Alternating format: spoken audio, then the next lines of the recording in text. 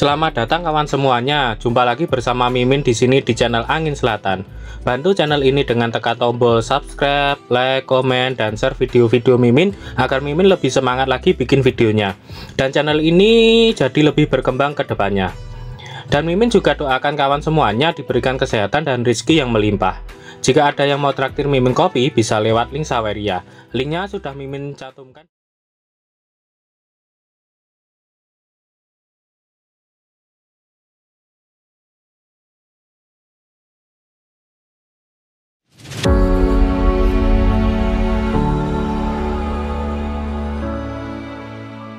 Sebelumnya, Mimin mau kasih tahu kalau komik ini masih ongoing dan chapternya udah mentok. Jadi, kalau durasinya kurang panjang, ya tolong dimaklumi. Karena komiknya update-nya tiap 1 minggu sekali. Dan itu pun cuma 1 chapter tiap minggunya. Tidak usah lama-lama lagi, kita langsung masuk saja ke ceritanya. Ye King tersenyum dan berkata, "Seperti yang diharapkan, tidak peduli siapa itu, akan selalu ada saat ketika seseorang tidak dapat menangani tantangannya sendiri. Anggap ini hadiah dari 0,5mu. Ayo bekerja sama untuk mengalahkan monster ini." Kemudian Ye King mengangkat tangannya dan mengajak Liu Xingran melakukan bersama-sama. Akhirnya Liu Xingran pun melakukannya. Dia berharap supaya Ye King tidak menghalanginya dan bahkan menjadi beban nantinya. Namun di belakang mereka, para hunter yang lainnya tidak mau kalah. Mereka juga ingin bergabung dengan pertarungan terakhir ini. Pria tanduk mengatakan, walaupun mereka tidak banyak membantu, tapi mereka ingin bertarung dengan semua yang mereka punya. "Ayo, kita lakukan ini bersama. Pasti kita akan keluar hidup-hidup," ucap Ye King yang memberi semangat kepada semua hunter di sana. Akhirnya mereka bersiap untuk melawan Blood Nightmare dengan Ye King berada di depan dan Liu Xingran berada di belakangnya. Terlihat blok itu kali ini berada tepat di perut monster itu. Ye King mengatakan jika hanya tersisa waktu 5 detik saja untuk lepas dari mode freeze-nya. Setelah itu dia akan masuk ke dalam fase kegilaan. Dan dalam waktu 30 detik dia akan membantai semua yang ada di sekitarnya tanpa pandang bulu.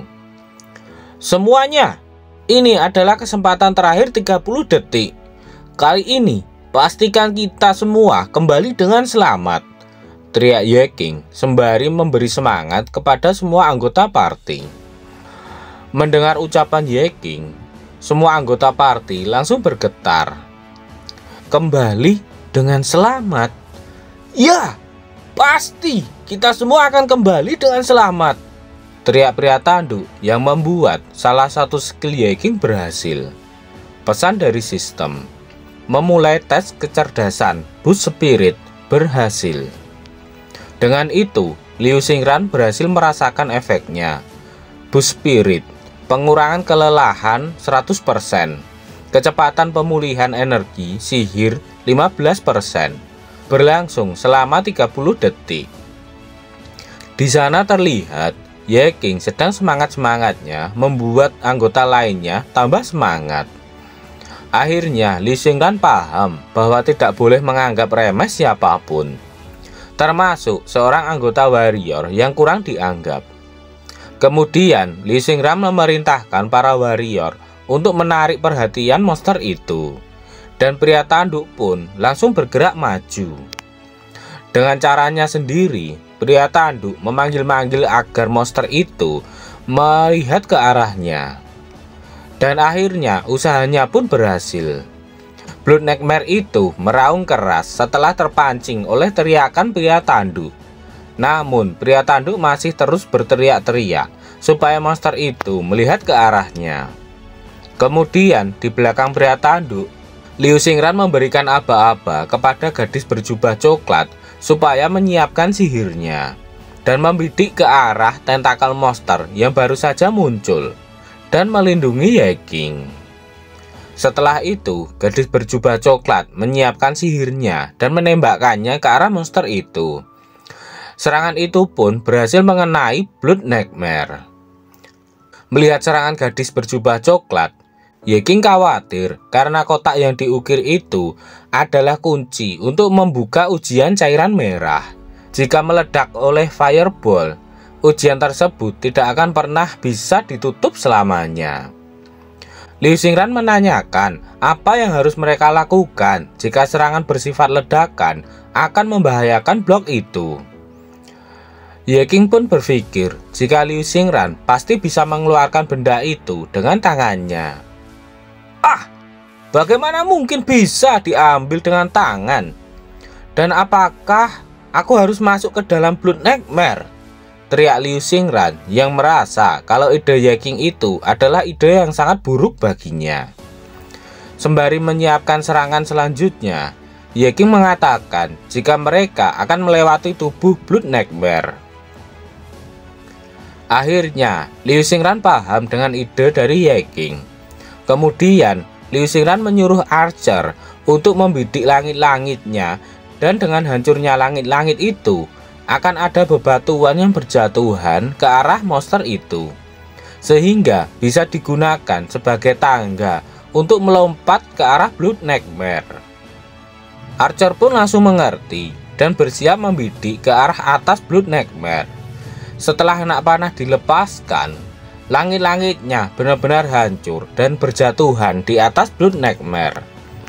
Setelah itu, Liu Xingran akan membekukan bagian bawah dari Blood Nightmare. Dan setelah itu, baru giliran Yeking yang maju. Melihat Blood Nightmare tengah disibukkan oleh bebatuan yang berjatuhan ke arahnya, Yeking pun bersiap untuk maju menyerang. Yeking pun maju dengan diikuti oleh Liu Xingran yang berada tepat di belakangnya. Tanpa merasa takut sedikit pun, Yeking pun terus berlari dengan cepat ke arah monster itu. Dia menghindari setiap serangan dari tentakel monster itu. Namun, walaupun sudah sekuat tenaga berusaha menghindari serangan dari monster itu, tetap saja lengan kiri Yeking terkena sedikit goresan dari monster itu. Dalam hati Yeking, kemampuan regenerasi yang luar biasa dapat menyembuhkan luka kecil secara instan, sehingga serangan terpisah dari Blood Nightmare bisa diabaikan. Dan sekarang giliran Liu Xingran yang beraksi. Dia mulai menancapkan benderanya ke lantai dan terciptalah bongkahan es batu di lantai. Dan es batu itu pun langsung membekukan bagian bawah dari monster itu. Sedangkan Yeking, dia langsung melompat ke arah di mana blok itu berada. Aku harus mengincar dadanya. Itu lebih mudah ditembus dari sana, ucap Yeking. Namun Blood Nightmare tidak mau diam saja. Dia masih memfokuskan pandangannya ke arah Yeking. Sial, aku kurang cepat, ucap Yeking yang kemudian langsung menambahkan kecepatannya. Rex, speed bertambah 20%.